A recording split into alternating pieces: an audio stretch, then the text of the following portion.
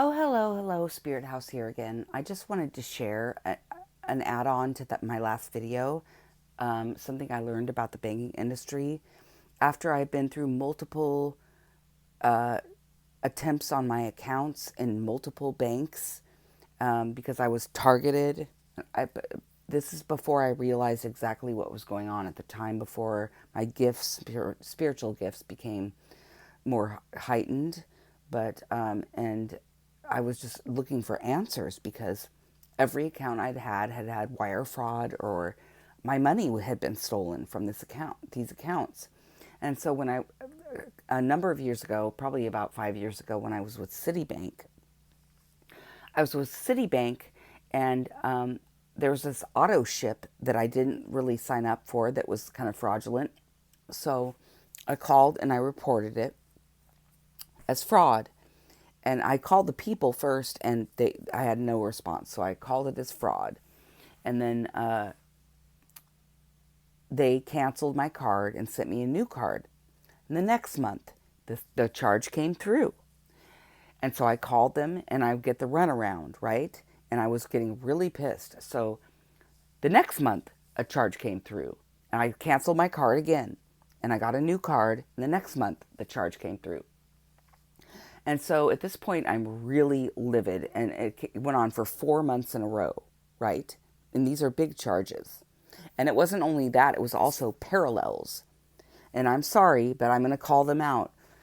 Parallels, the virtual desktop that you use for Mac to be able to have Windows on your Mac, okay, they charged me for a lifetime membership, and then charged me twice for a lifetime membership, and then 3 times in 1 month for a monthly membership. So I had 5 charges on my account, which was totally fraudulent.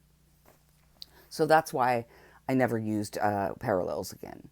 I mean, it's the best one, I guess, for using a virtual desktop on your Mac for Windows, but I never again. Never, ever again. But that was separate from this. Okay, this was a different charge, which was also significant. So after 4 months, I said, "What is going on?" And I called them up, and I was so mad. And I was like, trying to be polite, but I was like, "What is going on? I demand to know what's going on." And this guy crushed under pressure. He seemed like a new guy, and he finally told me, "Well, we often give people with auto ships, or just people, the next 4 to 5 sequences of your next card numbers, so that they can continue to charge you." And he told me this was a normal practice among at least Citibank.